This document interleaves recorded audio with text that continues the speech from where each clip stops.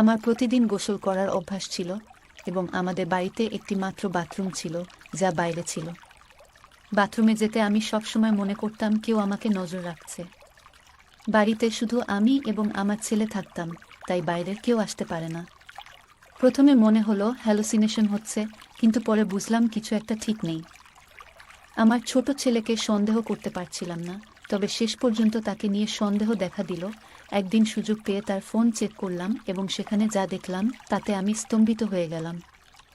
আমার ছেলে যখন ছোট ছিল, সময়ের সাথে সে বড় হলো এবং নিজে থেকেই স্বাধীন হতে চেয়েছিল।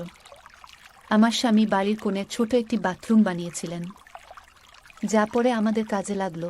যেহেতু বাইরে যেতে অস্বস্তি লাগতো, আমি প্রতিদিন গোসল করতাম। স্বামীর মৃত্যুর পর একদিন গোসলের সময় মনে হলো কেউ বাথরুমে উঁকি দিচ্ছে। চারপাশে তাকিয়ে কাউকে দেখতে পেলাম না। পরের দিনও একই ঘটনার পুনরাবৃত্তি ঘটায়। আমি খুব উদ্বিগ্ন হলাম। আমার ছেলে তামিম তখন ছোট ছিল, তাই তাকে বলতে পারিনি। সে খুব মিষ্টি ছিল, কিন্তু কাজকর্মে আগ্রহী ছিল না। কয়েকদিন পরে তামিম নিজেই এসে বলল, আম্মু, সব ঠিক হবে, চিন্তা করো না। আমি তাকে বুঝিয়ে বললাম, বাড়ির মেরামতের জন্য অনেক খরচ আছে, কিন্তু এই ঘর আমাদের নিজস্ব। তামিম বলল, আম্মু, আমার বিয়ে দিয়ে মেয়ের পরিবারের থেকে কিছু টাকা চেয়ে নিলে কেমন হয়? আমি তাকে কঠোরভাবে বললাম, এটা সঠিক উপায় নয়। কারো মেয়ে টাকা এনে দিলে তুমি কি সত্যিই সুখী হবে? আমি তোমাকে এমনভাবে বড় করিনি। তারপর একদিন এক মহিলা এলেন, যিনি তামিমকে প্রথম কোলে নিয়েছিলেন ছোটবেলায়। তিনি বললেন, তোমার ছেলে তামিম ভালো বন্ধুদের সাথে মিশছে না, তাকে কিছু বোঝাও। তুমি জানো তার বন্ধু কি করেছে? তোমার অবাক লাগবে। আমার ধারণা তোমার ছেলেও একই কাজ করেছে।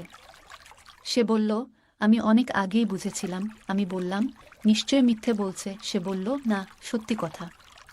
সারা পাড়া জানে। ঈশ্বরকে ধন্যবাদ, এখনো তোমার ছেলের নাম ওঠেনি। আমি বললাম, আমার ছেলে এটা করতে পারে না। সে বলল, আমি জানি, সে ভালো ছেলে, কিন্তু যখন এমন খারাপ মানুষের সাথে মিশবে, তখন তো কিছু না কিছু হবে। বড়লোকেরা আইনের হাত থেকে বাঁচতে পারে, কিন্তু আমরা গরিবরা। তোমার ছেলে এমন কথা বলছে কেন? কোথা থেকে এসব শিখছে? এই চিন্তায় আমি একদমই শান্তি পাচ্ছি না। একদিন ভোরে গোসল করতে গিয়ে মনে হলো কেউ আমাকে দেখছে। চোখ বন্ধ করে থাকতে পারলাম না। আজ বাথরুমে কারো নিঃশ্বাসের আওয়াজ শুনে আমি আতঙ্কিত হলাম। বাইরে বেরিয়ে দেখি আমার ছেলের সামনে দাঁড়িয়ে আছে, যেন কোথাও থেকে পালিয়ে এসেছে।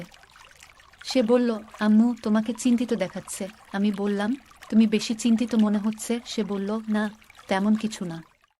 কি হয়েছে বলো? আমি জিজ্ঞেস করলাম, তুমি কি কাউকে যেতে দেখেছ? সে অবাক হয়ে বলল, এর মানে কি? ঘরে কেউ এসেছে। আমার গল্পগুলো তোমরা শুনো, কিন্তু সাবস্ক্রাইব করো না। দয়া করে গল্পগুলো ভালো লাগলে চ্যানেলটি সাবস্ক্রাইব করো। বাড়িতে কেউ ঢুকে কি করলো? আমি বললাম, এখানে কেউ ছিল, কিন্তু পুরোটা বলিনি। সে বলল, না, কেউ নেই, কিন্তু আমি জানতাম কেউ তো আছেই। আবার একই ঘটনা ঘটল। বাথরুম থেকে বেরোতেই ছেলে দাঁড়িয়ে আছে। আমি স্পষ্ট অনুভব করলাম কেউ আমাকে দেখছে। এই বাড়িতে আর কেউ ছিল না, শুধু আমার ছেলে।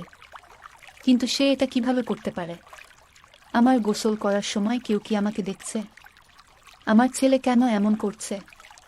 সে তো আমার নিজের সন্তান। একদিন আমার বন্ধু এসে বলল, তোমার ছেলে অনেক কিছুই জানে, পুরো এলাকার খবর রাখে।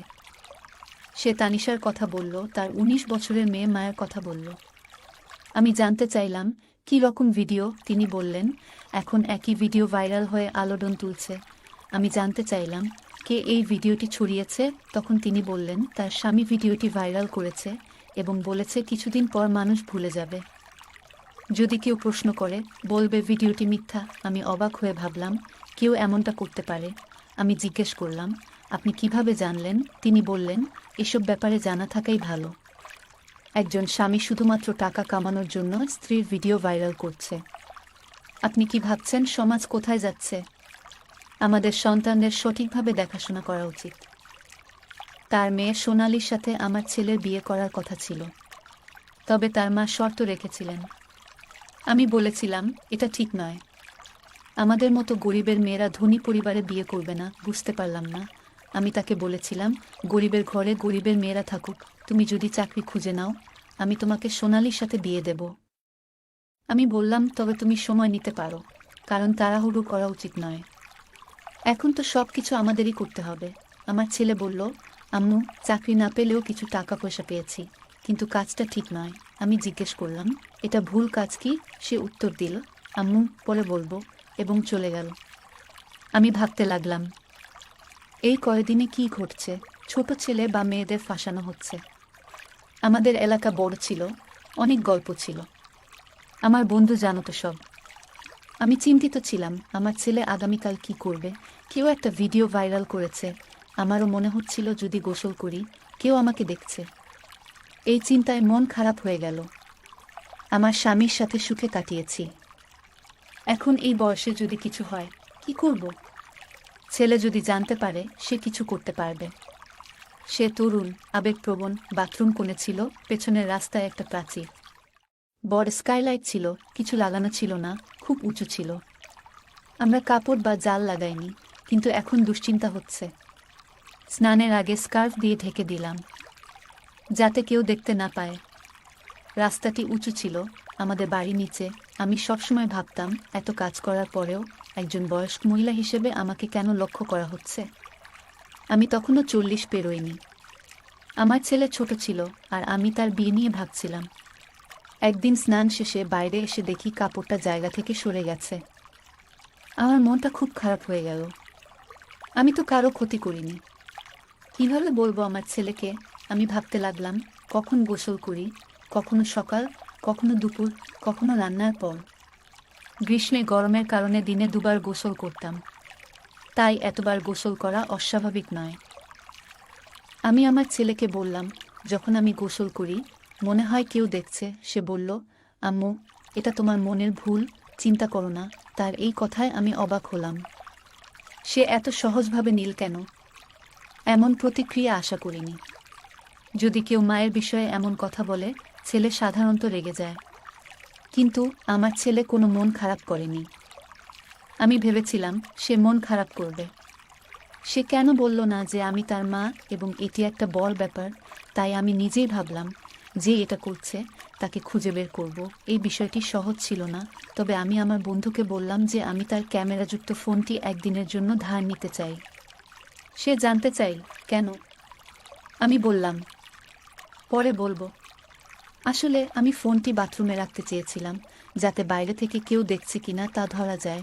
আমি ফোনটি নিয়ে বাথরুমে এমনভাবে রাখলাম যাতে ক্যামেরা রোশনদানের দিকে থাকে। রেকর্ডিং দেখে আমি চমকে গেলাম। পরের দিনও একই কাজ করলাম। পরে বন্ধুটি ফোন চাইল, বলল তাকে প্রায়ই ব্যবহার করতে হয়। তাই বারবার ফোন চাওয়া সম্ভব ছিল না। আমাদের এত টাকা ছিল না যে বাথরুমটি অন্যত্র স্থানান্তরিত করতে পারতাম। অনেকেই এসে টাকা চাইতো, কিন্তু আমার ছেলের কোনো স্থায়ী চাকরি ছিল না। সবাই বলছিল, যৌতুক দিয়ে বিয়ে করিয়ে দাও আর নিজের কাজ শুরু করো। আমি ভাবছিলাম, আজকাল মানুষ ভিডিও থেকে প্রচুর টাকা উপার্জন করছে, কিন্তু এ ধরনের ভিডিও করা সহজ নয়।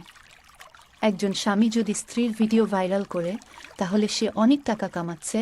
তাহলে কি একটি ছেলে তার মায়ের ভিডিও ভাইরাল করতে পারে না? যদি কাজ না থাকে আর জীবনে স্থায়ী কিছু না থাকে, এমনকি সে একটি গাড়ির শোরুমেও কাজ করছিল না। আমি তার কাছে গিয়ে বললাম, তুমি যাকে চিন্তা করছো তার সাথে এমন আচরণ করবে যে সে তার স্ত্রীর ভিডিও ভাইরাল করেছে? আমার ছেলে বিস্মিত হয়ে বলল, আম্মু, তুমি কি বলছো? এসব কথা কোথা থেকে আসছে? তুমি ঠিক আছো তো?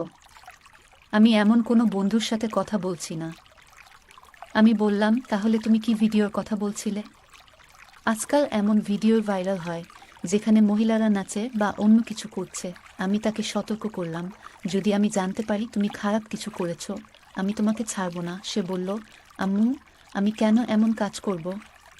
তুমি যা বলছো তা একেবারে অমূলক। আমি বললাম, তাহলে তুমি কেন বলছো যে তুমি স্নান করতে গেলে বাইরে কেউ দাঁড়িয়ে থাকে? সে প্রথমে অবাক হয়ে গেল এবং পরে বলল, তুমি হয়তো ভুল ভাবছো।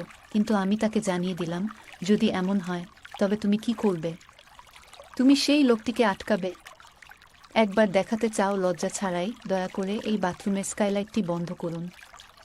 যখন তোমার বাবা এটি তৈরি করেছিলেন, তখন ছাদ না থাকলেও সমস্যা হতো না। কিন্তু এখন সমাজে যা ঘটছে তা ভাবতেই রাগে লাল হয়ে যাচ্ছি। আমার মনে হয়েছিল তুমি কিছু করবে, কিন্তু তুমি কিছুই না করে বসে আছো। আমার ছেলে অদ্ভুতভাবে বলল, যদি মনে হয় কেউ দেখছে তাহলে বাথরুমে যাবেন না। এটা বলার পর আমি বাথরুমে যাই না। গ্রীষ্মে আমি টয়লেটে স্নান করতে গিয়ে ভয় পেতাম। পরিষ্কার পরিচ্ছন্ন থাকতে অভ্যস্ত ছিলাম, কিন্তু এখন এসব নিয়ে ভাবতে থাকি। আমার ছেলের উপর নজর রাখা দরকার, কারণ এই বাড়িতে কেউ আসে না এবং হঠাৎ সে এমন অদ্ভুত আচরণ করতে শুরু করেছে। আগে ছোটখাটো বিষয়েও সে এত রেগে যেত যে মারামারি করতে রাজি থাকত, কিন্তু এখন একেবারে স্বাভাবিক। অন্যদিকে দীপালির মা বারবার বলছেন, আমার মেয়ে তোমার ছেলেকে পছন্দ করে, তাকে ভালো একটা কাজ নেয়ার জন্য বলো যাতে তাদের এনগেজমেন্ট হয়। কিন্তু আমার ছেলের দিকে তাকিয়ে আজকাল বুঝতেই পারছি না সে কোন দিকে যাচ্ছে। আমি ভাবছি, কেন কারো মেয়ের জীবন নষ্ট করবে? দীপালিও একজন পাগল ছিল যে আমার ছেলেকে ভালোবাসত। আমি ভাবলাম, যদি সত্যিই তাই হয় তবে তাকে কয়েক বছর অপেক্ষা করতে হবে, কারণ ও আমার বন্ধুর একমাত্র মেয়ে ছিল এবং আমিও তাকে খুব সুন্দর মনে করি। আমি ছেলের উপর নজর রাখতাম যখন সে বাড়িতে থাকতো না। আজকাল সে বাড়ির বাইরে থাকতো। একদিন আমি খাবার না খেয়ে গোসল করতে যাই। তখন আমি তার রুমে তার ফোন পড়ে থাকতে দেখেছি। আমি ভাবলাম, তার ফোনে কি আছে তা দেখে নেব, কারণ আমি তার মা। আমি ফোনটা চেক করতে পারি, তবে যদি সে ফোনটা লক করে রাখে তাহলে কি করতাম? ফোনটা চালু করার সাথে সাথেই বুঝতে পারলাম সে লক করেনি বা কোনো পাসওয়ার্ডও সেট করেনি। মায়ের কাছ থেকে কিছু লুকানোর দরকার নেই। আমি গ্যালারি খুললাম। সেখানে একটি ভিডিও ছিল। ভিডিওটি খুলতেই আমার হৃদয় ডুবে গিয়েছিল। ভিডিওটি বাথরুমের ছিল। ভিডিওতে যা ঘটছে তা স্পষ্ট ছিল। আমার চোখে জল এসে গেল। আমি বারবার দেখছিলাম যে আরও ভিডিও আছে কিনা, কিন্তু একটি মাত্র ভিডিও ছিল। হঠাৎ কেউ আমার কাঁধে হাত রাখল। ভয়ে আমি পিছনে তাকালাম এবং দেখলাম আমার ছেলে দাঁড়িয়ে আছে। তার মুখেও ভয় ছিল, আমার চোখেও। আমি তাকে জিজ্ঞাসা করলাম এবং অবাক হয়ে তাকিয়ে রইলাম। কাঁদতে কাঁদতে বললাম, তুমি এসব কখন করলে আর কেন করলে? সে কাঁদতে কাঁদতে বলল, যেদিন তুমি আমাকে বলেছিলে আমি সেদিনই করেছি। তুমি বলেছিলে কেউ তোমাকে লুকিয়ে দেখছে। আমি ভেবেছিলাম তুমি রেগে গেলে চিন্তিত ও ভয় পেয়ে যাবে, তাই কিছু বলিনি। ঠিক করেছিলাম যে এইসব করছে তাকেই ধরব। আমার ছেলে বলল, আগে রোশনদানে একটা ছোট ক্যামেরা লাগানো ছিল, তোমাকে দেখা যাচ্ছিল না। পরে বুঝতে পারলাম আমাদের এলাকার ছেলেই এসব করছে। আওয়াজ শুনলে একই রাস্তায় দাঁড়িয়ে যেত। পানি পরে বুঝতে পারত কেউ ভেতরে ঢুকেছে। তার নাম ও ঠিকানা খুঁজে বের করে তাকে শাস্তি দিয়েছি। বন্ধু বলল, এসব করে কিছু হবে না। হয়তো তোর মায়ের ভিডিও বানিয়েছে। আমি তার সাথে কথা বলছিলাম এবং তিনি বলছিলেন, আজকাল কিছু লোকের সাথে কথা বলেছি এবং জানি আপনি যদি তাকে ধরতে চান তাহলে হাতে নাতে ধরতে হবে। সারা পাড়ার সামনে ধরা পড়লে কেউ তাকে সমর্থন করবে না। তিনি আরও বললেন, আমি আপনার চেয়ে বেশি রাগান্বিত, কিন্তু আমাদের ধৈর্য ধরতে হবে। এই ধরনের লোকদের ধরা সহজ নয়। আপনি বলেছিলেন যে একটি মেয়ের ভিডিও ভাইরাল হয়েছে এবং এটাও তার কাজ, কিন্তু সে স্বামীকে দোষারোপ করেছে। কোনো স্বামী এটা করতে পারে? এলাকাবাসী কথা বলে সেটাকে গল্পে পরিণত করে। এই ছেলেটি আমাদের পাড়ার সবচেয়ে খারাপ ছেলে। সে অনেক মেয়েকে অপমান করেছে, কখনো কখনো জ্বালাতনও করে, কিন্তু এবার সে আমার হাত থেকে রেহাই পাবে না। আমি ভাবলাম, আমার ছেলে অপরিচিত নয়, তাহলে সে আমার সাথে এমন করলো কেন? এই সমাজ কোথায় যাচ্ছে? কিন্তু আমার নিজের উপর খুব রাগ হচ্ছিল। আমার ছেলে একটি সঠিক পরিকল্পনা করেছিল এবং ছেলেটি রওশনদান থেকে মনোযোগ সরালেই তাকে ধরে ফেল। সে চতুর ছিল, কিন্তু এলাকার লোকজনও তাকে দেখেছিল এবং তাকে আটকানোর জন্য যথেষ্ট ছিল। সবাই মিলে তাকে ধরেছিল, পুলিশ মোবাইল ইত্যাদি নিয়ে গিয়েছিল। পুলিশ আরও জানিয়েছে অনেক মেয়ের ভিডিও করা হয়েছে এবং এ নিয়ে অনেক মামলা হচ্ছে। আমরা বাথরুমটা বন্ধ করে দিয়েছিলাম। আমার ছেলের বিয়ে চলছে দীপালির সাথে এবং তারা এখন বিয়ে করতে যাচ্ছে। তবুও আমি ভাবছি এই ঘটনাগুলি আমার মাথায় আসে এবং আমি খুব রেগে যাই। এইসব আমার বন্ধুত্বের কারণে হয়েছে। সে লোকজনের গল্প বলতো।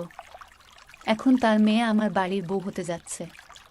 যদিও আমার বন্ধু খারাপ ছিল না, কিন্তু তার আচরণ পছন্দ করিনি। আমি ভাবতে লাগলাম, আমার ছেলে কেন এমন করলো?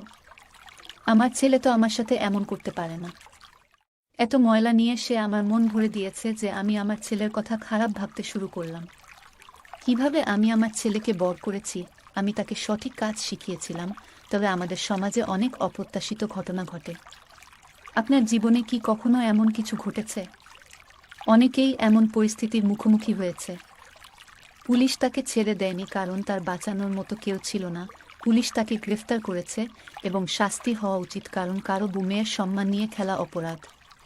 আমি স্বস্তি পেলাম কারণ আমার ছেলে এটা জানতে পারেনি। নইলে সে সারা জীবন আমাকে কিভাবে ভাবতো। গল্পটা কেমন লাগলো জানাতে ভুলবে না। আরও মজার মজার রোমান্টিক গল্প শুনতে চাইলে ভিডিওটি লাইক, শেয়ার এবং চ্যানেলটি সাবস্ক্রাইব করতে ভুলবে না। ধন্যবাদ।